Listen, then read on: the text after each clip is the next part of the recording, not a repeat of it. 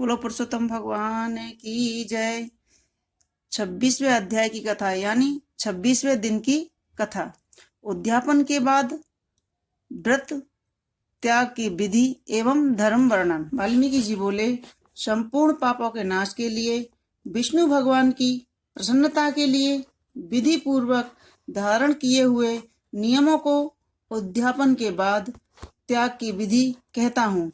हे राजन, नक्त व्रत रात्रि में भोजन करने वाला मनुष्य व्रत की समाप्ति में ब्राह्मणों को भोजन करावे। यथाचित व्रत जो कुछ मिल जाए उसे ही खाकर रहे।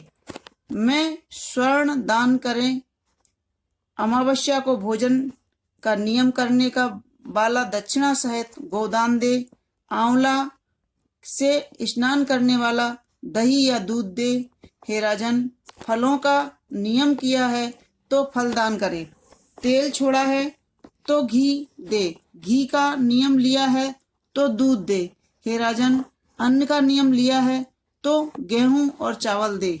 हे नृपश्रेष्ठ, पृथ्वी में शयन करने के लिए नियम में रुई का गद्दा, तकिया और चादर सहित सैया दे।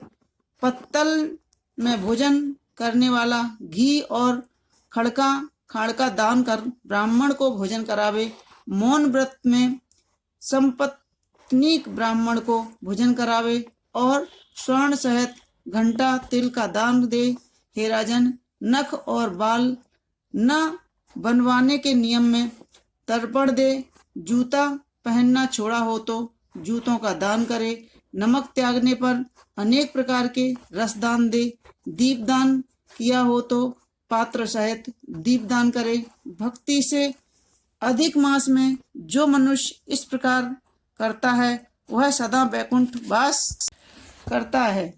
तांबे की कटोरी में घी और स्वर्ण की बत्ती रखकर दीप का दान करे। व्रत की संपूर्णता के लिए चाहे एक पल का ही दान करे।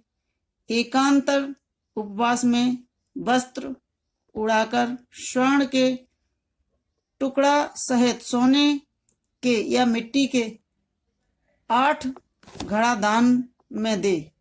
मास के अंत में छाता, जूते सहित 30 लड्डुओं का दान करे और बोझा ढोने लायक बैल दे। इन सब के अभाव में या असमर्थ होने पर हे राजन, सब व्रतों का सिद्धिदाता ब्राह्मण का आशीर्वाद होता है। जो मनुष्य एकमात्र अन्न से मल मास को बिताता है वह मनुष्य चतुर्भुज विष्णु रूप को परम गति प्राप्त करता है। इस संसार में एक अन्न से उत्तम कुछ भी नहीं है। एक अन्न के सेवन से सिद्धि मुनिजन उत्कृष्ट मोक्ष को प्राप्त होते हैं। जो मनुष्य अधिक मास में रात्रि में भोजन करता है वह राजा हो सब कामनाओं को प्राप्त करता है, इसमें संशय नहीं है। प्रातःकाल देवता भोजन करते हैं और दोपहर में मुनिजन, तीसरे पहर में पितृगण और चौथे पहर में मनुष्य अपनी आत्मा की तृप्ति के लिए भोजन करे। हे राजन, जो सब समय को व्यतीत कर चौथे पहर में भोजन करता है उसके ब्रह्म हत्या आदि सब पाप नाश हो जाते हैं। और हे महिपाल, रात्रि में भोजन करने वाले को सबसे अधिक पुण्य मिलता है और वह प्रतिदिन अश्वमेध यज्ञ करने का फल पाता है। जो हरि भक्त अधिक मास में उड़द नहीं खाता वह सब पापों से छूट जाता है। जो पापी ब्राह्मण होकर भी कुल्लू में तिल पेरता है, हे राजन, वह जितना तिल पेरता है उतने ही तिल की संख्या के बराबर रौरव नरक में रहता है। अंत में चांडाल की योनि पाता है तथा कोढ़ी होता है। जो मनुष्य इस अधिक मास में शुक्ल पक्ष और कृष्ण पक्ष की एकादशी का उपवास करता है वह विष्णु रूप हो देवताओं से पूजित तथा अप्सराओं से सेवित हो विष्णु लोक में जाता है। एकादशी व्रत करने वाला द्वादशी को एक बार भोजन करे। भगवान की प्रसन्नता के लिए जो ऐसा करता है वह स्वर्ग में जाता है। हे राजन, कुशा के आसन को न त्यागे, और जो पुरुष कुशा से मल मूत्र कफ या रुधिर को साफ करता है अर्थात झाड़ू का काम लेता है, वह विष्टा का क्रमी होता है। कुशा अत्यंत पवित्र होती है। कुशा के बिना सभी धर्म क्रिया व्यथा हैं, क्योंकि कुशा की जड़ में ब्रह्मा, बीच में जनार्दन भगवान और अग्रभाग में शंकर जी निवास करते हैं। इसलिए कुशा से मर्जन करें।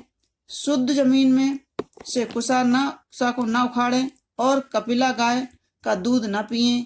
हे भूपते, न ढाक पलाश की पत्तल में भोजन करें और न ओमकार मंत्र का उच्चारण करें, न यज्ञ का बचा हुआ अन्न खावें, न कभी कुशा के आसन पर बैठें, न यज्ञोपवीत धारण करें और वेद की कोई क्रिया करें। यदि विधि विधान का परित्याग कर जो शूद्र मन माना आचरण करते हैं तो वह अपने पितरों सहित नरक में जाते हैं। पश्चात वह मुर्गा, शुअर और बानर की योनि पाता है। इसलिए शूद्र कभी ओमकार मंत्र का उच्चारण न करें। हे राजन, ब्राह्मणों के नमस्कार करने से शूद्र का नाश होता है। हे महाराज, इतना करके व्रत परिपूर्ण होता है और ब्राह्मणों को दक्षिणा न देने से मनुष्य नरक में जाता है। व्रत में विघ्न होने से अंधा और कोढ़ी होता है। हे भूप, पृथ्वी के देवता ब्राह्मणों के आशीर्वाद से ही मनुष्य स्वर्ग को जाता है। अतएव कल्याण की इच्छा करने वाला विज्ञानी पुरुष ब्राह्मणों के वचनों का उल्लंघन न करे। यह मैंने कल्याणकारी, पाप नाशक, शुभ फल देने वाला, माधव भगवान को प्रसन्न करने वाला, मन को आनंद दाता उत्तम धर्म का रहस्य बतलाया है। पुरुषोत्तम भगवान की कथा को उनकी प्रसन्नता के लिए हे राजन, जो प्रेम से सुनेगा या पढ़ेगा वह योगीश्वर हरि भगवान के परम लोक को प्राप्त होगा। यह थी 26वें अध्याय की कथा। 27वें अध्याय की कथा मैं आगे सुनाऊंगी। जय श्री कृष्ण।